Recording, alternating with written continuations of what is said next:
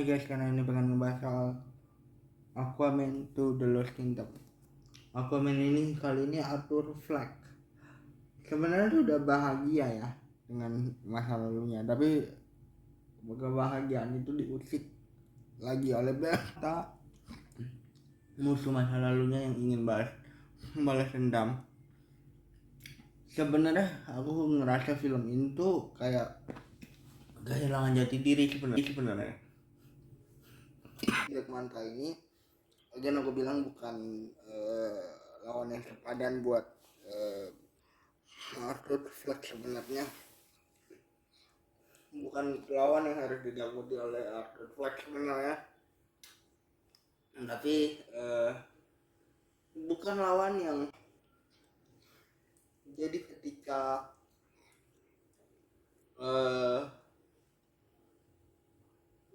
Aquaman 2 ini muncul, aku ngerasa bahwa masih sampai sekarang Arthur Fleck tidaklah sepadan dengan filmnya ini. Dengan esensi balas dendam, Black Manta mengejar Arthur Fleck kembali untuk membalaskan dendam ayahnya yang dibunuh oleh Arthur Fleck waktu masih belum bisa mengendalikan kekuatannya sebagai Aquaman. Iya, kenapa aku bilang bukan lawan yang sepadan, karena di sini Arthur Fleck walaupun sudah Black Manta dalam hal ini walaupun sudah bisa dibilang sudah meningkat kekuatannya gitu ya, dia masih dibantu oleh sosok penghuni lama Atlantis, kota yang hilang, bahwa untuk melawan Arthur Fleck kali ini Black Manta mengganggu Arthur Fleck dengan menyerang keluarganya. Makanya aku bilang kenapa tadi Arthur Fleck sudah bahagia dengan keluarganya gitu ya, terus tiba-tiba diganggu lagi sama Black Manta yang tiba-tiba datang dengan memanfaatkan keluarganya. So ketika ancaman itu kembali datang, dia mau tidak mau harus melibatkan kembali musuh utamanya dia di film pertama, yaitu kakaknya atau adiknya sendiri, untuk kayak membantu dia supaya dia bisa melawan Black Manta. Ini tuh di film ini ancamannya lumayan serius gitu ya, dimana Black Manta berusaha untuk mengganggu kedamaian Atlantis, untuk mengganggu dan membalaskan dendam ayahnya gitu ya. Tapi mungkin aku bilang yang lumayan mengganggu adalah caranya Black Manta untuk memanfaatkan Arthur Fleck yang sekarang punya anak gitu, supaya dia psikologisnya terganggu oleh keselamatan anaknya. Kenapa aku bilang film ini lupa menjadi dirinya? Karena beberapa kali aku ngerasa ini film kayak film monster first-nya Godzilla, monster first-nya King Kong gitu. Development dari karakter Aquaman sendiri ini bukanlah yang utama, yang diutamakan oleh si pembuatnya. Walaupun tetap bagus, tapi kita tahu ya, ini bukanlah satu film yang patut untuk ditonton, karena memang kita tahu si ceritanya itu sudah diacak-acak karena satu dan lain hal kontroversi yang terjadi. Kayak Amber Heard yang memerankan karakter sekarang yang jadi istrinya Aquaman gitu ya.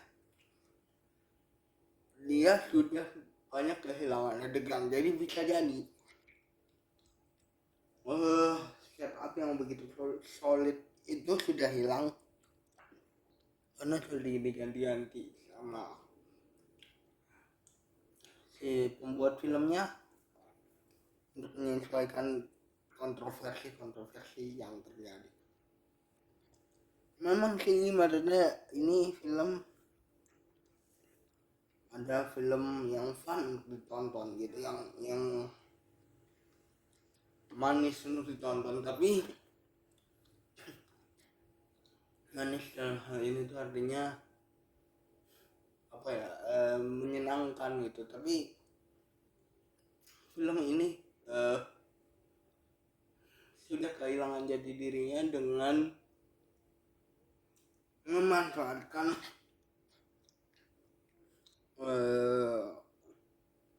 misalnya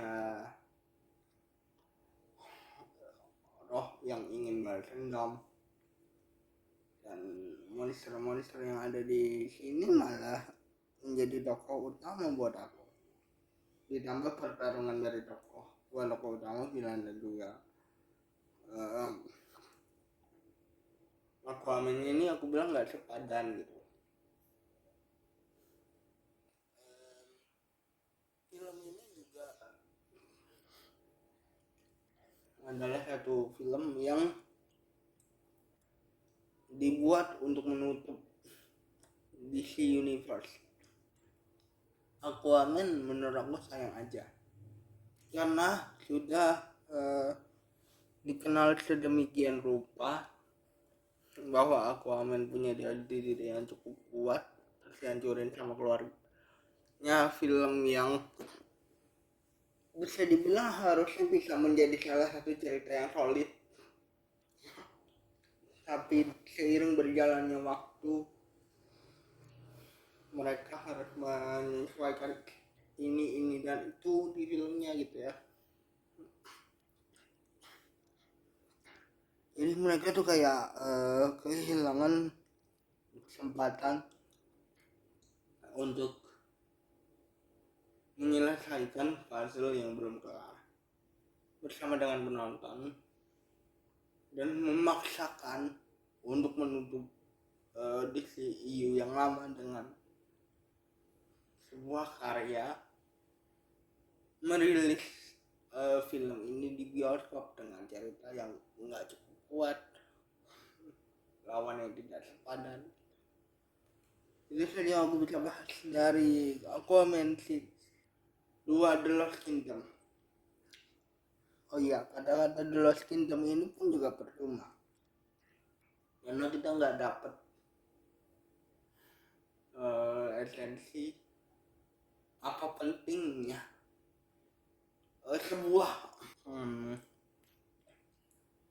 kerajaan yang hilang dicari, dan apa esensinya mereka menemukan kerajaan itu kalau memang ceritanya tidak ke arah itu. Makanya aku bilang ini kayak puzzle yang belum kelar dan kayak film yang kehilangan jati diri. Itu saja yang aku bisa bahas dari Aquaman season 2 The Lost Kingdom. Bye guys.